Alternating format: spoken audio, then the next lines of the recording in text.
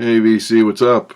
It's Nate. It's been like a year since I've made a video. Um, I'm still collecting records. I'm still watching videos whenever I can. I'm trying to get more active in commenting on those videos. I've been excruciatingly busy lately. Um, Working two jobs. Yeah, whatever. It's it's uh, it's a hobby, working. Uh, anyway, so yeah, I've got new records to show. I'm not going to show nearly everything, and I hope this doesn't go 45 minutes like the last video I made last year.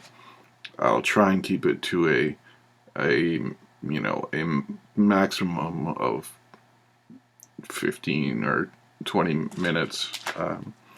So enough with the old chit chat, as Garen would say, uh, though not in those words. Let's get to the records. First, I would like to thank Zeke, the Vinyl Geek, who has an amazing channel. And he sent me some VCLT. And the first one, actually, whoops. The first one was Space Hymn by Lothar and the Hand People. And this is outstanding psych, spacey, experimental type rock from the 60s, very late 60s. I want to say this is 69 or 70. It's on the Green Capital label. It's really good. And he threw in something extra with it. AB Sky, which is also psych in nature. Of course, it's going to be psych in nature because it's Zach, and that's his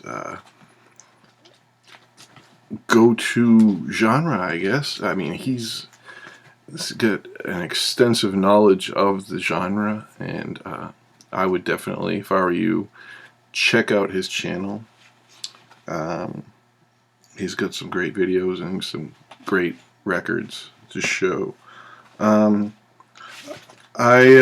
recently went to Denver this past weekend to Riot Fest, and I had a fucking blast.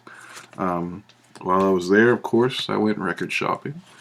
Oh, and I did see the Misfits in their first show in 33 years. Unfucking-leavable. It was. I can't even put it into words. It was everything you'd think that a Misfits show would be, and more. Glenn Danzig killed, and the rest of the band did as well. So I went record shopping all over the place. One record shop, I actually ran into the lead singer of Fucked Up, Damian Abraham, the day after I had seen Fucked Up at Riot Fest performing. He, of course, as always, comes into the crowd and lets some of the people in the crowd sing on the mic. I got close enough, and I kind of put my arm around his neck, and I started yelling into his ear, and then into the mic, and I started singing, and talked to him after the set, and I had met him a couple of times before. And then the next day I saw him going into a record store, Wax Trax, which is a pretty good record store. The Denver area, Colorado Springs area is fucking chock full of great record stores, man. I've found some amazing stuff. Anyway, here I am rambling. M1 Duel 2, made in Germany. I have not listened to this yet. I got it really cheap. I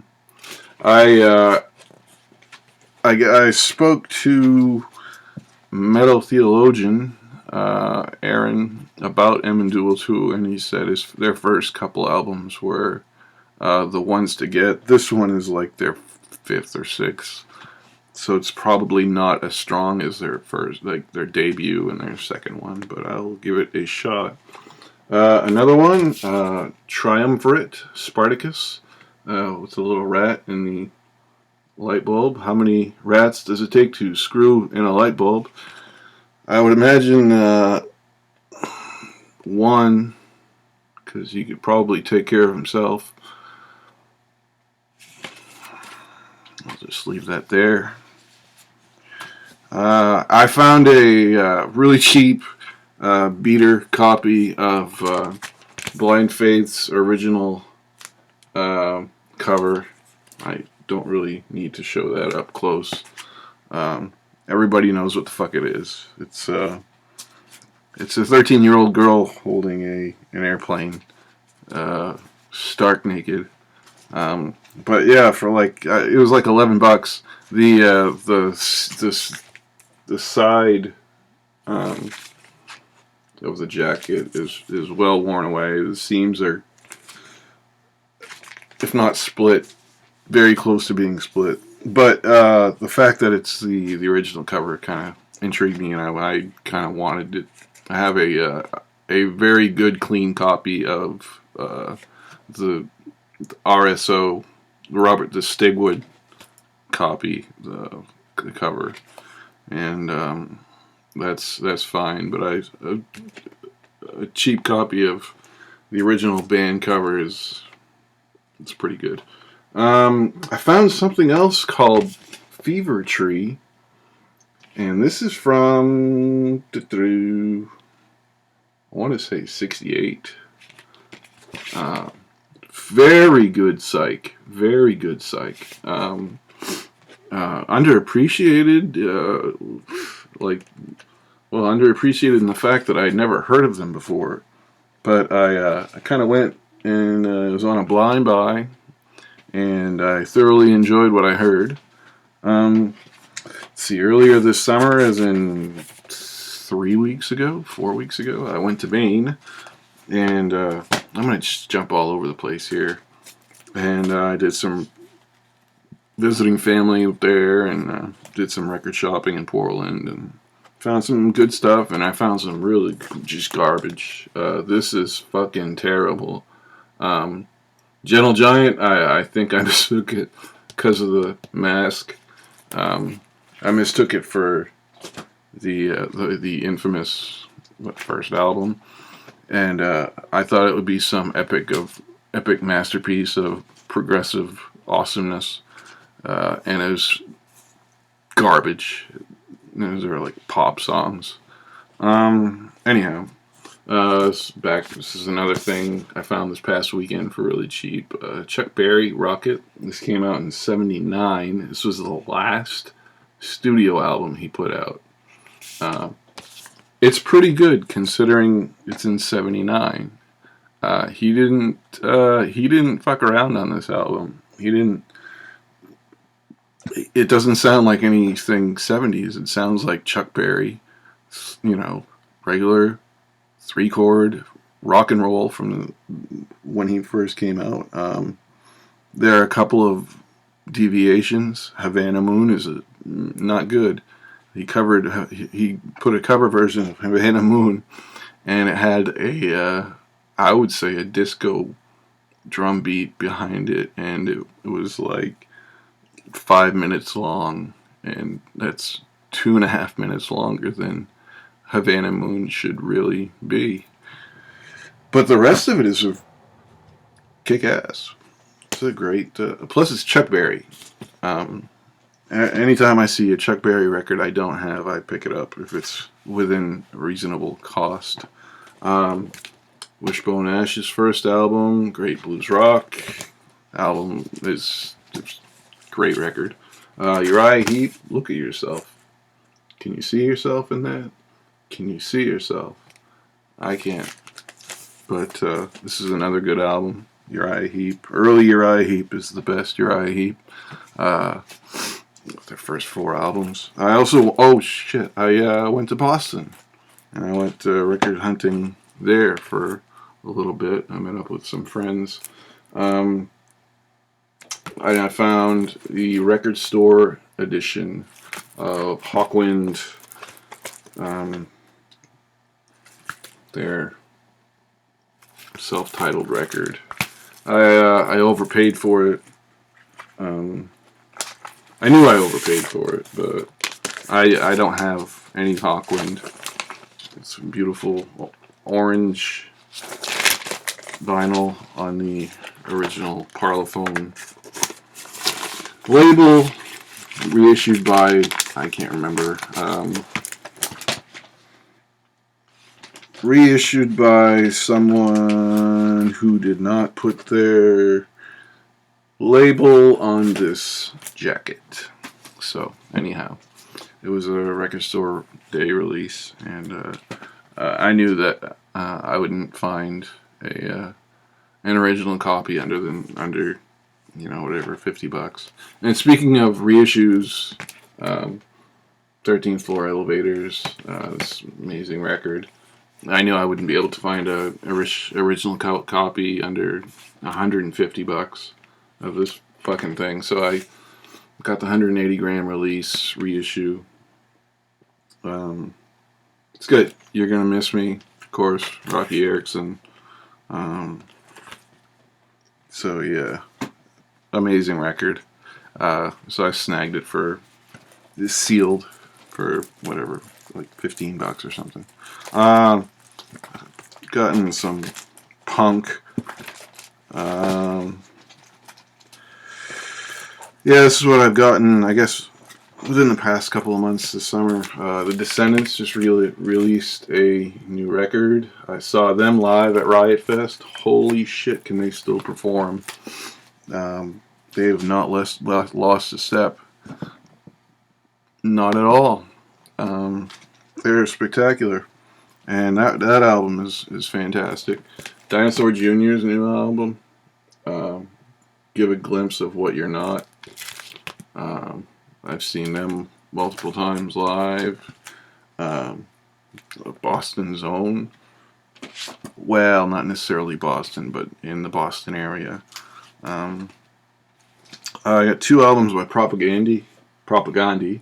Let's Talk More Rock. Very heavy left-leaning political punk. Propagandhi, let's see, Today's Empires, Tomorrow's Ashes. From Canada. Heavy punk. This is outstanding musicianship on it. Circle Jerks, Wild in the Streets. And Keith Morris is still going strong with Off. I've seen them multiple times, and he's still kicking ass for somebody who's pushing 60 years old or whatever it is. I found this in Portland, Maine, Blackout, and it was cheap, and I realized why. Is because there's like a rip, a tear in the back cover right down there. You can't really see it like that, but other than that, it's a good looking copy of the record. This particular one, Blackout, brings back great memories. It came out in 2003, and I bought it the day after I got married, and it just brings back great memories. So, and I'm trying to slowly branch out into. I've been saying this for fucking ever, branching out into jazz. But what the fuck does that even mean? Get a jazzy record here, get a jazz record there. Here's some Joe Farrell, Penny Arcade. Just listen to this now. Actually, it's not bad. It's got Herbie Hancock and Steve Gadd, Herb Bushler, Joe Beck, Don Alias. It's a pretty good CTI release. I mean, it's your average early 70s CTI fare. John Coltrane, this is a reissue from from Blue Note, of course. It's Blue. Man, what is with this? Okay, there you go. Blue Train. And I found a copy of this. That's a classic. That's just one of his earliest ones. And I found this next one, and this last is the last one here.